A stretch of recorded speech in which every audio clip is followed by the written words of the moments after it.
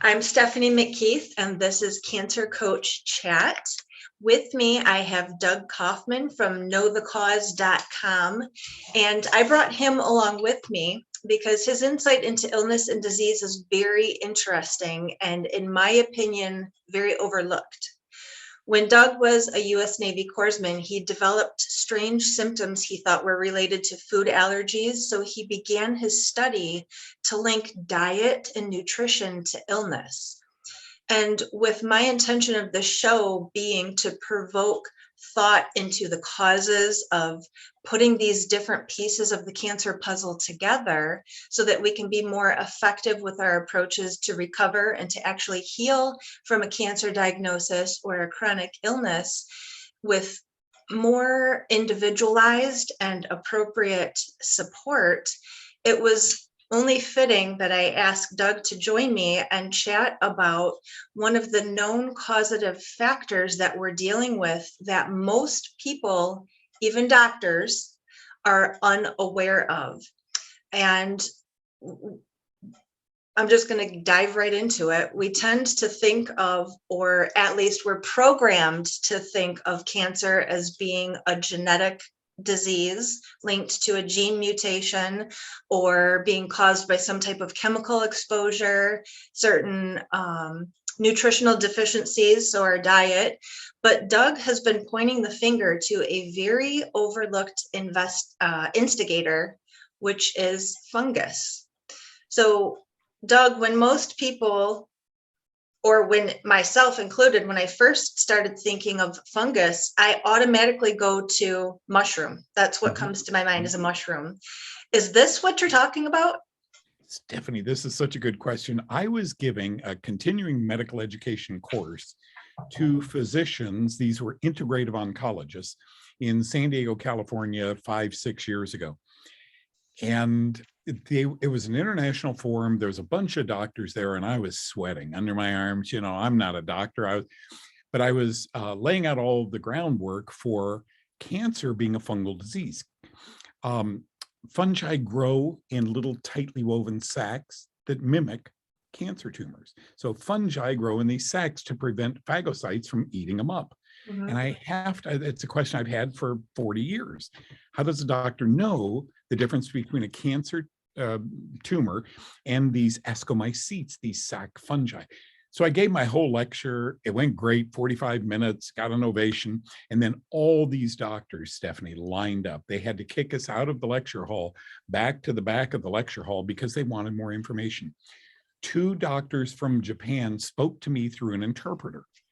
And they said, Doug, we're giving women with cancer certain mushrooms, medicinal mushrooms. How can this be? And at that time, I formed my own hypothesis. If you're a student of different disciplines in medicine, like homeopathy, you know that like cures like. Mm-hmm. Tiny aliquots, tiny amounts of something help a big 200-pound person. If a person's cancer is an ascomycete, is a sac fungus, then medicinal mushrooms, chaga, you name it, should help that person just the same as kombucha or kefir, both yeast fermented beverages, mm-hmm. help people with tummy problems get better. So if that patient has cancer, and if they do well on yeast or fungus, then I think they're treating like for like. Oh, okay. So we're not fueling the development, but it's more of a homeopathy approach. Isn't that wild? Yeah. And it took several doctors. I have a friend who's a homeopathist who sat me down and said, Doug, you've been telling everybody for years to stay away from yeast foods and mushrooms and so forth. And these 2 Japanese doctors helped me so much through an interpreter. How come my patients with cancer do well on maitake, mushrooms or shiitake mushrooms? And all the flight home on that airplane from San Diego back to Dallas, I thought, and then I got it. The discipline that involves itself with homeopathic remedies is like cures like.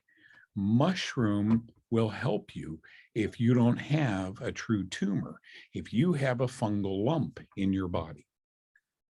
So we use or we consume mushrooms as a food, a medicinal food.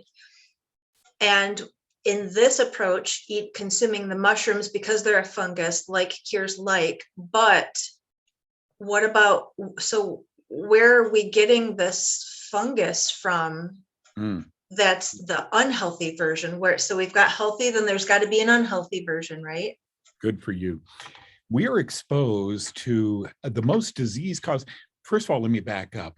When I began in this field 50 years ago, we had 200,000 fungi. We had described 10,000 of them. Today, we now believe there's 2 to 3 million species. We have categorized less than 100,000, and of those 100,000, a very tiny fraction make poisons. About 300 fungi like Candida, which is a single cell fungi, we call it yeast, Aspergillus, Penicillium, and there's a bunch of them that we are commonly in contact with, make poisons. Aspergillus makes a poison that is documented for the past few decades to cause human cancer. And no oncologist knows this. Very well documented in cultures, sub-Saharan cultures, where maize or corn is the predominant diet protein or diet food, their risk of hepatocellular cancer goes way, way up. And that's because the corn they're eating is impregnated with Aspergillus. 2 forms of Aspergillus mold, Parasiticus and Flavus, make something called aflatoxin. Aflatoxin causes human liver cancer. Well documented. There are 5 other species that we now call possible carcinogens. And we eat these in corn and peanuts and whole wheat and pistachio nuts and sunflower seeds, or we breathe it in the ducting of our buildings. Ironically, we eat these mycotoxins, these fungal poisons, quite commonly when we swallow an antibiotic. Antibiotics are fungal metabolites that are poisonous because they have to kill living bacteria in tiny doses. It's not coincidental, Stephanie, that the more antibiotics we take, up goes our risk of prostate, lung, colorectal, and breast cancer. The more antibiotics you swallow, the more you're exposed to a fungus that can cause cancer. Isn't that amazing? When I teach this at these meetings, Stephanie, the mouths, if you could be a fly on my shoulder, doctors, they weren't taught this. They didn't know that their chronic infected patients who were put on antibiotics year after year, then went on to get breast cancer and they couldn't figure out why. They still don't know why. But it's pretty well documented that breast cancer sometimes is the end result of mycotoxin antibiotic after antibiotic after antibiotic. So chronic antibiotic use is not only destroying the bacteria in the gut that most people think of. That's what when people think of chronic antibiotic use, they think of a destroyed gut bacteria or the microbiome. But in addition to that, obviously, then we're also looking at this aflatoxin issue. Yeah. Okay. Aflatoxin is made by a couple of poisons, and let's put icing on this cake. In 2016, I spoke with a doctor who was doing some research on this, and it is now, his research concluded in 2016, that the toenail fungus drug called Sporanox is now used for breast cancer. All it does is kill fungus. And it's very helpful in patients with various cancers, but breast, prostate, brain, and other cancers, they're now treating with a drug that only does one thing. It kills fungus. So let me ask you about that. I see a lot of my clients who come in and they have some type of toenail fungus, and it's been going on for years, if not decades. Is that an indicator of the development of their cancer diagnosis? Under the entire oncology world would say crazy. Yeah. Absolutely not. Yeah. Now, I have a friend that you probably know too. And this friend was making rounds in a cancer clinic when he attended one of my conferences, I don't know, decades ago. And I said in that conference, I think doctors walk into a cancer patient's room and pull up the wrong side of the sheet. You know, they go down and listen to their chest and so forth. pull the sheet up from the bottom of the bed and look at their toenails. Yeah. And he called me, Stephanie. This was before cell phones. He called me. He's still alive today and doing well. And he called me and said, I cannot believe this. We've just been in 7 rooms. All 7 people have onychomycosis, toenail fungus. That's fungus that's bulked in the body that's trying to get out. That isn't a superficial infection, I don't believe. Now, dermatologists will say it's a superficial infection, but the treatment for it is Sporanox, which also helps cancer patients. Isn't that just wild? It is wild. So that's a pharmaceutical, and we know that some pharmaceuticals are carcinogenic. So is that a double-edged sword there? If we're giving an antifungal pharmaceutical to treat the fungus, but yet Right. Is that a carcinogen? Just such good questions. This is just amazing. Okay, so in 1982, when Sporanox came out on the market, I was doing consulting work. I'm sorry, 1986, I was doing consulting work. And they moved my family and offered me a good position from work in LA to work here in Dallas, a 5-year contract. Sporanox and Lamisil had just come out for onychomycosis, fingernail toenail fungus. And I read the side effects and it said, like you just said, it's very toxic to the liver, hepatotoxic. Then we started to use it for psoriasis, seborrheic dermatitis, ringworm. And I'm telling you, no steroid, no drug worked better than a drug that killed fungus. So we began drawing blood to make sure their liver enzymes were all stabilized. In the years I worked for them and the many physicians I've taught since, I have them on tape on my television show. We don't have one physician who follows the Kaufmann protocol for helping cancer patients that said, I've seen one elevated liver enzyme. I don't know why the information got out that these drugs could hurt the liver. I'm not a big drug guy myself. Okay. If I had hives, if I had tummy problems, if I had brain problems or depression, I wouldn't go the medicinal route. I would use resveratrol. I would use black walnut. I would use, ivermectin. I would use things that kill parasites other than big, heavy drugs.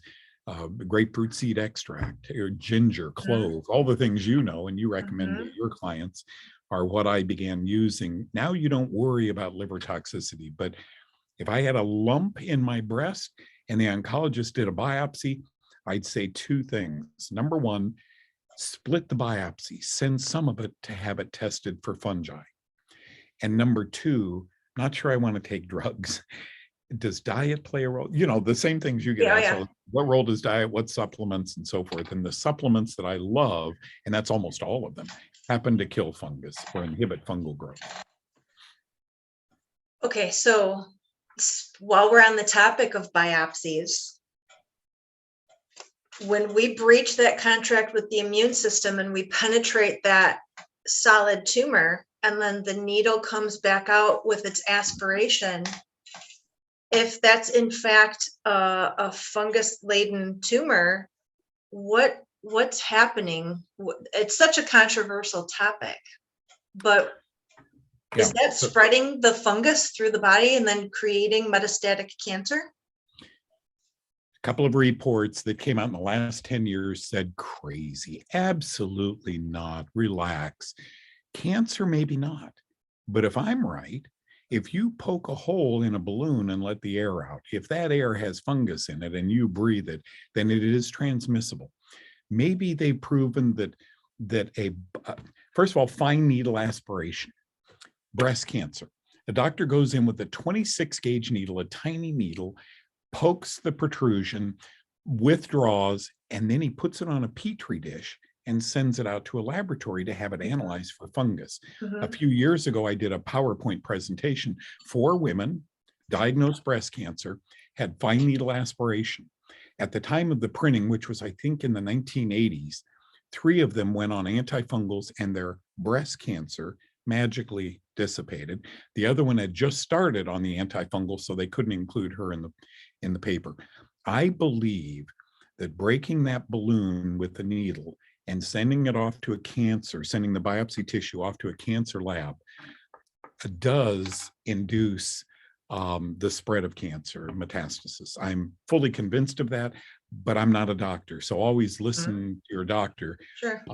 I just got to tell you, my question, Stephanie, is if I have a breast lump in other countries, they anesthetize tissue, they make a little 1-inch scar, they pull the lump out, ta-da, you wake up cancer-free. Why do we have to poke holes in it in America to send it off to all these labs? It's always, I have deep questions that have always bothered me after 50 years of work in this area. Sure. So for somebody who maybe have already gone through that procedure, perhaps looking into an antifungal, or is that something that anybody who's been diagnosed with cancer should be looking at anyways, is an antifungal? So there are doctors who believe that an antifungal, there's a whole protocol written in Germany on prostate cancer, how to use the antifungal approach to prostate cancer. And I got to tell you, Stephanie, I've worked with men with prostate cancer because the PSA is named wrong. It is not prostate specific. Some pregnant women have elevated PSAs and they don't own a prostate. This test has been a nightmare. The doctor who discovered it, his name is Richard Ablin. He's at the University of Tucson, Arizona. I've interviewed him several times on my show and we did a great recording. He wrote a book called The Great Prostate Hoax, How the PSA Entrapped Men and Hurt Them. I mean, it's unbelievable that urologists trust a test that the FDA said was 3% accurate at diagnosing prostate disease. It's not going to stop, Stephanie. It's hyperdiagnosing and hyperdiagnosing, and it's a home run. And look, doctors have twice my IQ. They're brilliant people, but they do what they were taught. And they were taught to follow this protocol.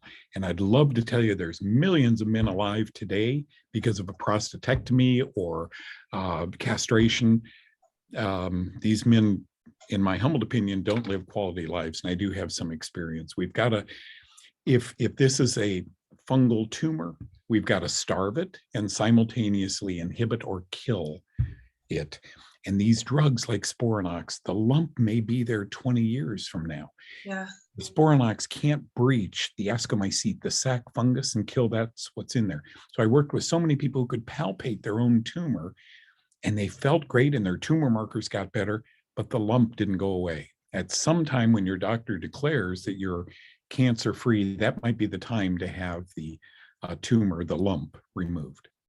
Can we test for the fungus? So what would somebody be looking for? There are laboratories across the country. We have one here in Dallas called Real-Time Labs that can test not only your blood, serum, urine, et cetera, but the tumor. They can take a tumor and see mold and the poisons they make in the tumor. So I always encourage people, when they hear those words, we don't like, you have cancer. Okay, doc, you want to do a biopsy? Go ahead and do it. Split the sample. I want half of it sent to your cancer diagnostic lab, but I want half sent to a mycology. Mycology is the study of fungus. I want half of it to go to a mycology lab. And lo and behold, some confusing data is going to come back. I mean, the oncologist isn't going to know what to do with an aspergillus mold problem in your breast. So but it's open eyes. How do we get that inside of us? You mentioned corn, peanuts, pistachios, so we consume it. It's in the air, so it's airborne. So does that mean everybody to some degree has this issue going on, or is it dependent on the type of genes, that the genetic makeup that we have? There's so many things it could be dependent on, but I will tell you that we all have taken antibiotics. Oh yeah. And antibiotics have not yet been proven to be the etiology or the cause of hard tumor formation. One day I believe they will be, but not now. Do antibiotics contribute to fungal sac formations? We don't know. They are mycotoxins. If you take a history, I did this with men with prostate cancer. almost all of them drink beer. Beer is loaded with a capital L with fungal mycotoxins. And then the sugar that feeds them, hops, malt, barley, etc. It's a yeast. We shouldn't be consuming it, in my humble opinion. And I'm now old and I don't, but when I was young, that was a whole nother thing. I loved it. There are lifestyles we don't sweat. What role does exercise play in this disease, cancer? Are we hanging on to what we should be detoxifying? Do the bowels not work? Are we not sweating? Are our pores clogged up? We must get a near or a far infrared sauna, better probably a near infrared sauna. If we don't perspire, we must begin an exercise program. We must begin taking supplements that have twofold advantages. Number one, we do need ascorbic acid or vitamin C to help fight disease, but few people know zinc, B3, folate, all these vitamin supplements kill fungus. If they're derived from a plant, then it's a phenolic compound, and phenols inhibit fungal growth. So diet, the right supplementation, I think, can prevent exercise, can prevent a lot of these diseases. Once you have it, even I would opt, based on what I saw at the hospital for years, even I would opt for big, strong drugs for a month. If I was told I had prostate cancer, and men always ask me, well, are you okay? I don't know. I've never had the test. So the logical thing is, why haven't you had a prostate exam and a PSA test? Okay, why would I do that? Because when you're over 50, what would I notice? Well, you'd be bleeding, you'd be up all night, urinating, it'd be painful when you sat down. Okay, I don't have any of those. Why would I go to a urologist? Number one answer, your wife tells you to. Sure. Your kids tell you to. And I'm telling you, once inside the urologist's office, I would love to tell you the PSA measures prostate cancer, and I don't believe it does. And there are now many papers and books written. Here's what's cool, Stephanie. They're talking about antibiotic, how to be judicial with antibiotics. It's called antibiotic stewardship. There are books and papers being written saying the PSA doesn't mean much.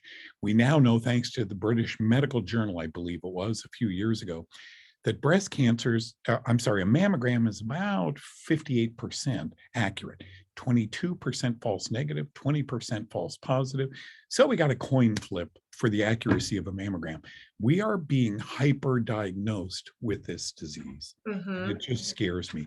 And I don't want to fall into that category. I really don't. I don't want to end up in a hospital with someone telling me I have a wicked disease, when in fact what I have is a lump or a shadowing on a MRI. Sure. Yeah. And a lot of people fall into that category because we are programmed to think that once you reach a certain age, you need to start certain testing and you need to start looking. So it's almost like you're on a hunt. When you go on a hunt for something, you're eventually going to find it. Brilliant. Brilliant. And that's, look, no harm, no foul to doctors. This is the way the pharmaceutical industry and the industry in general have schooled them. We took our brightest and best. We re-socialized their thinking. The grandma that kissed our knee when we fell off our bike, 20 years later in medical training, she was a quack. But it helped. So it's re-socialization of brilliant young kids into believing the answer lies in a chemical pill. And I'm a very fortunate guy. When I got back from Vietnam, I had worked in the operating rooms. I had worked in the field with the Marines. I had worked in clinics. I rotated through all the clinics. And Stephanie, I didn't want to go there. I didn't want to be one of those patients that the doctors and I were seeing. Yeah. Well, how do you step out of that? Because mom said when you get sick, you go to a doctor and you get a shot or you get a pill. A loving mom, a loving dad took me to pediatricians. And I just decided to step out and see if I was good through my 20s, then my 30s, and now well into my 70s. I don't have a doctor. So well-meaning parents and grandparents take us to the doctor when we're sick because that's how we've been conditioned to think. And then they diagnose the child with some type of infection. The pediatrician or the doctor then prescribes the antibiotic. We take that. So now in my 40s, knowing better, I know better, so I do better, but I can't go back to when my mom gave me amoxicillin, or Mhm. I can't untake them. So are there things that I should be doing now to maybe undo what Well, that you has brought done? this up brilliantly about 15 minutes ago, and I know where you were going with this. We are now looking not only at the microbiome, but thanks to my friend Dr. Ganoum at Case Western Medical School, we know there's a mycobiome. Mm-hmm. Myco, fungus. There's a lot of, God put good bacteria, good fungus. When we're adults, maybe up 2-3 pounds of that. Unless we take antibiotics. Antibiotics are what we call indiscriminate bacterial killers. But don't we have a lot of good bacteria? No, the answer is if you take a lot of antibiotics, Mm-hmm. it kills the good and the bad. Thank God it kills the good. Darn it. Thank God it kills bad. Darn, it kills the good. So you end up with what I call a naked intestine. You end up, remember, bacteria and food compete for bacteria and fungi compete for a food supply. When the bacteria is dead, the yeast, once commensal, that which was there when we were born, become hyphal. And they are capable of poking holes through the lumen, the lining of the intestine. Mm-hmm. Out goes the food. Next thing we know, we're lined up for $1,000 worth of food allergy tests because we're allergic to eggs and wheat and everything we're chewing up and swallowing. Yeah. It's a vicious cycle. If you can, what are we reading now? Even psychologic diseases improve when you fix the gut. Probiotics. 30 years ago, the advent of probiotics, psyllium, mother's milk, it's so important. Colostrum binds, psyllium binds the mycotoxins in the gut. You can't do it once, you got to do it for a year and get the bowel moving and get the mycotoxins absorbed from all the antibiotics and all the chemicals we've eaten and all the corn we've eaten and so forth. So it's a whole program on how to turn in your 70s and 80s feeling pretty good, and so Yeah. far, knock on glass, I'm doing that. Good. So you mentioned probiotics, and you also mentioned kombucha. Mhm. That's a big health drink that's touted, but it also has that growing component to it. So is that a conflict of Yeah. interest? Yes, in my opinion. And just hear me on my Doug's hypotheses. Okay. Bacterial ferment, sauerkraut, yogurt, bacterial fermented beets, best thing in the world. Yeast fermented equals alcohol, Mm-hmm. acetaldehyde, ethanol. I don't touch anything. I used to, like I said, I used to drink. I Yeah. haven't had a drink for so many years now. And I think that's part of retarding the aging process is to immediately stop drinking. But I don't touch Scoobies, Yeah. I don't, there's a bacterial starter combined with a yeast starter in kombucha that when you drink kombucha, you're getting a little bit of alcohol in it. Even Yes. kids, you're getting a little bit of alcohol. Yeah. I don't think that's good. Now, why do so many people drink it and say, wow, it's like pickle juice when we were kids, right? It really works. It helps me feel tremendous. Because of homeopathy.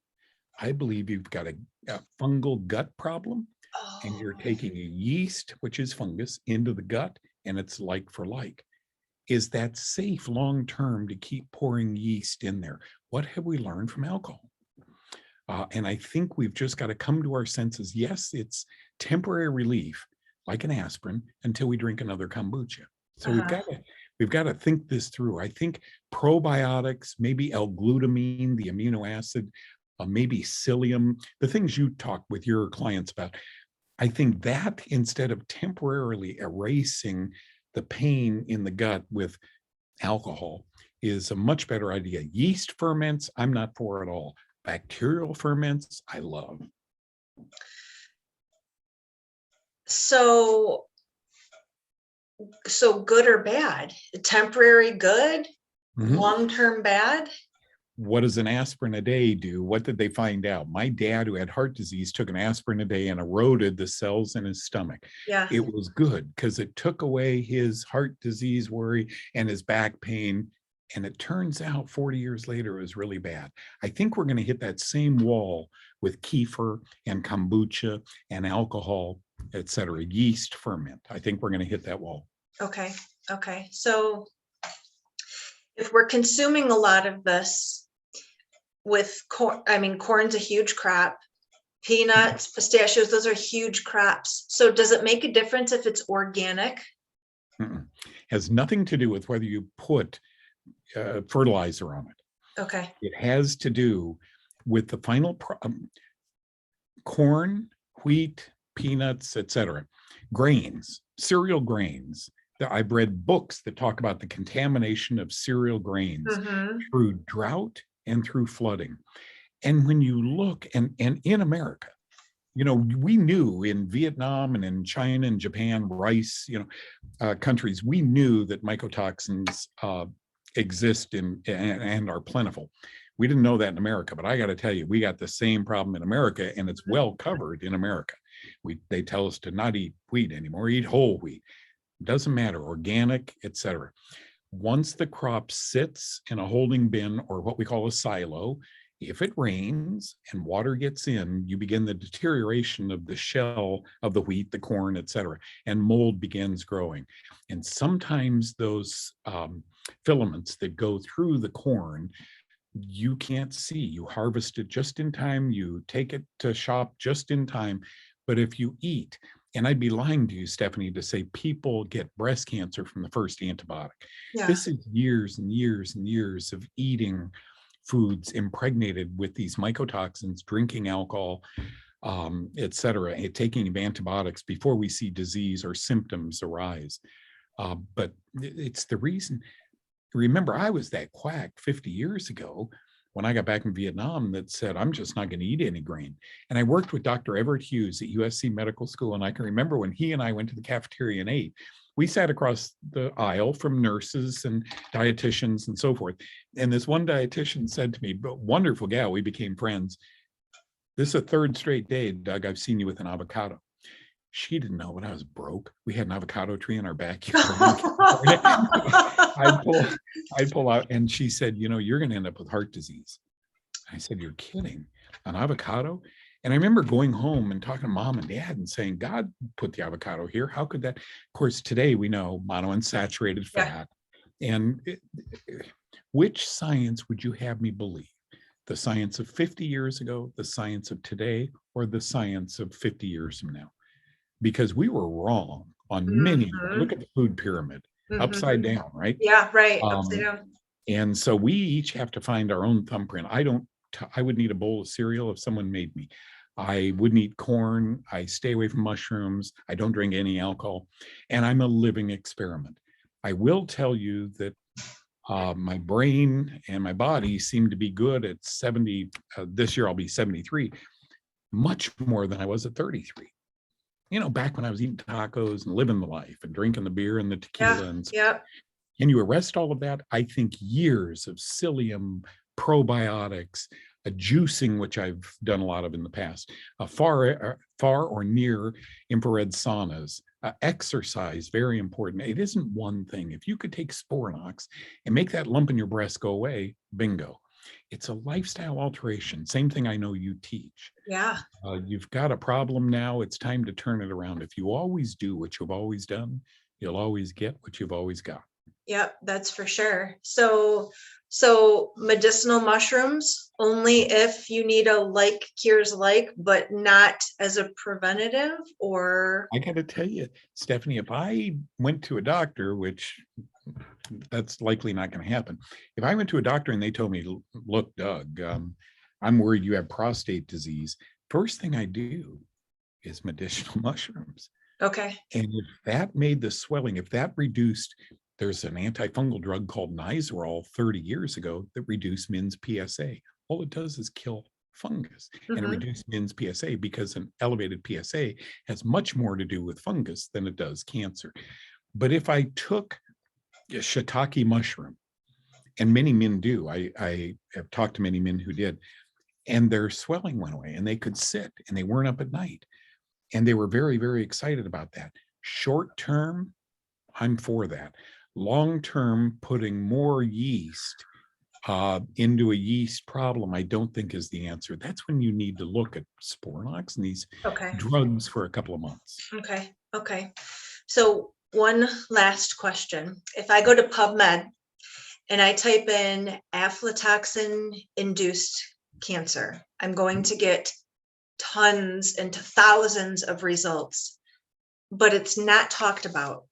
So when I bring this up to my clients and in my questionnaire and my assessment, I'm asking them, do you consume corn? Do you consume peanuts? For women, do you use cotton personal feminine hygiene products? Thank you. Thank you. I'm looking for that connection here. I'm looking for the pieces that can lead us to what caused this, not necessarily what are we going to do about the cancer itself, but what caused this. So when I type this into PubMed and I get thousands and thousands of results, but it's not talked about. And then my clients tell me, but why didn't my doctor say anything to me about this? What do I say? We are so inbred with mediocrity in science that it just blows me away. To all the people watching this right now, I am so sorry that our scientists have discovered this. Mycotoxins were discovered in 1960 and a little before. I'm so sorry that we have let you down.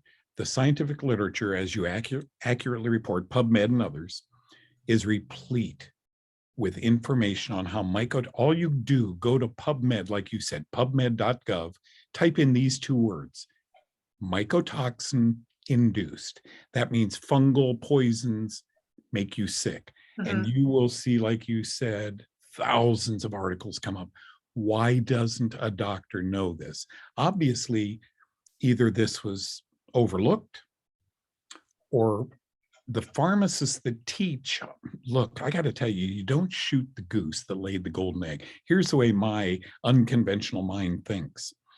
There are hundreds, if not thousands, of antibiotics. So you teach the students that every itis, like, earitis, nositis, throatitis, gets an antibiotic. And there's 11 antifungals. You then teach the students fungus, a little vaginal yeast, a little ringworm, no big deal. Fungus is a huge problem as reported in the scientific literature. I don't think it will ever be taught to students. Why? I believe the drug companies are fully aware that antibiotics are mycotoxins, and that we start children on them the day they're born very often. And I believe this contributes to disease. As a matter of fact, mycotoxin induced or penicillin induced, type it in. The mold was penicillium. The mycotoxin, the poison, is called penicillin, and there are many variations of that. I don't think there's a cover-up going on. I think that ignorance is bliss in science. Were we not proven this the past couple of years? No kidding. I mean, this dates from a Christian perspective. Goes back to biblical times when they talk about ridding yeast from the body, right? This is in the last couple of years that not to go down a different path, but it is all linked. It's all interconnected. It's all if you kind of just look at the foundation. And you start plugging in all of these different pharmaceutical factors, then we kind of take the path to disease. That's Can I walk that one through quickly? Yeah. Leviticus. Here I am 40 years ago. I was on a Christian television show as this lab tech, and the narrator said to me, Doug, what you're talking about is like Leviticus. And I thought, who is Leviticus? I sat there on her show and I said, yeah, that's exactly. And I'm glad she didn't expound on that. You know the story. So I run home and tell my wife, what's Leviticus? And I look it up. The Lord tells Moses and Aaron, when you go into the land of Canaan that I'm giving you as your possession, if I put a spreading what? Not a bacteria. The Bible doesn't say bacteria. It doesn't say virus. It doesn't say COVID. It doesn't say protozoa. If I put a spreading mildew in a house in that land, you got to tell the priest. Then if it gets on your skin, if it gets on your clothes, what is leprosy? 30 references in the Bible derogatory to mildew and yeast and leavening.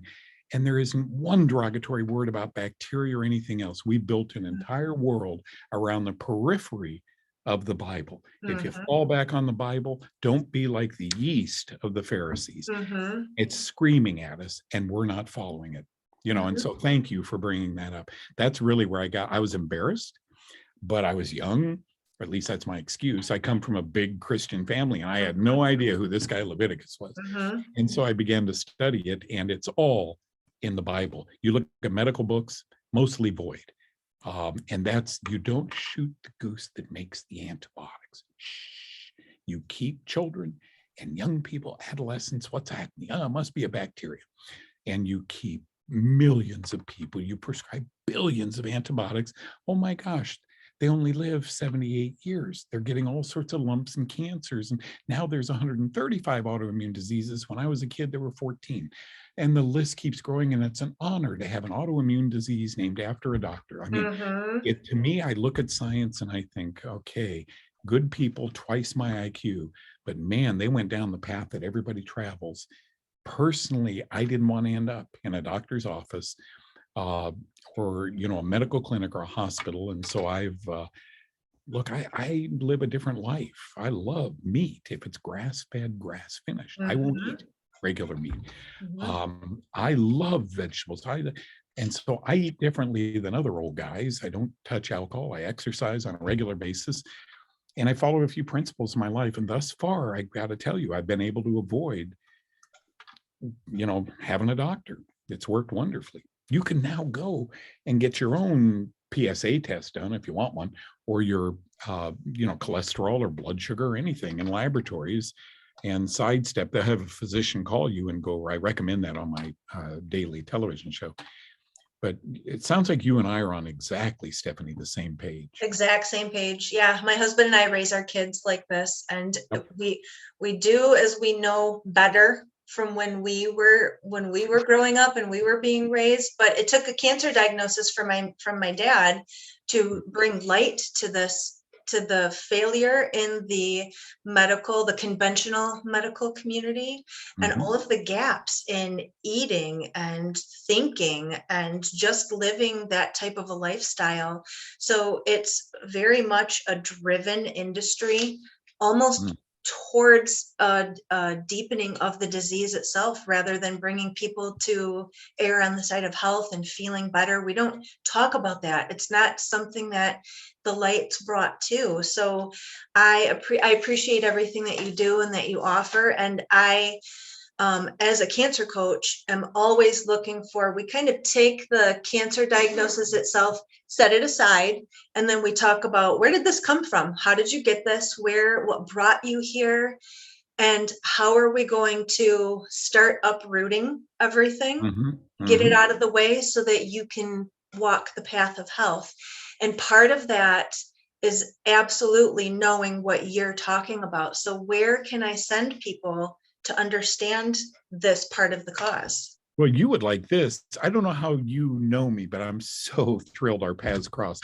Um, when I started getting testimonials that would make you cry, cancer, lung, um, I buy time on television. I've done this for 23 years. We're Mhm. all over the globe now, and we've been blessed. But I decided to start on Facebook and YouTube my own show where I could answer people's questions. Everybody said to me, Doug, I'll give you $1,000 if you'll go shopping with me and tell me what to buy. Mhm. I'm like you, I'm one person. I can't do Right. that. So I began answering questions 3 years ago now on social media, and it's grown tremendously. It's free. I don't have anyone sponsor it. So if I tell somebody to go get a probiotic, they're not paying me to say that. I know what's in my refrigerator and I know what I use. Um, and that's the best way, is Know the Cause 2 is the free show. Know the Cause, go to my website, knowthecause.com. I have thousands of medical reports on there and all sorts of information. If you're suffering from anything from alopecia A to Z, alopecia to zits, it Mhm. may have a fungal component. And I interview doctors on this, and it's really a lot of fun. I think they'd grow from looking at the website. Good. All right. Well, thank you so much. This is definitely something that we need to talk more about. It needs to be a conversation that's had. And especially if you're somebody, we're all going to deal with a cancer diagnosis in some way. So, don't wait for the cancer diagnosis. Take a look now, knowthecause.com. Thanks, Bless your Doug. heart. Thank you, Stephanie. Good to see you. You too. Thanks. Bye-bye. Bye.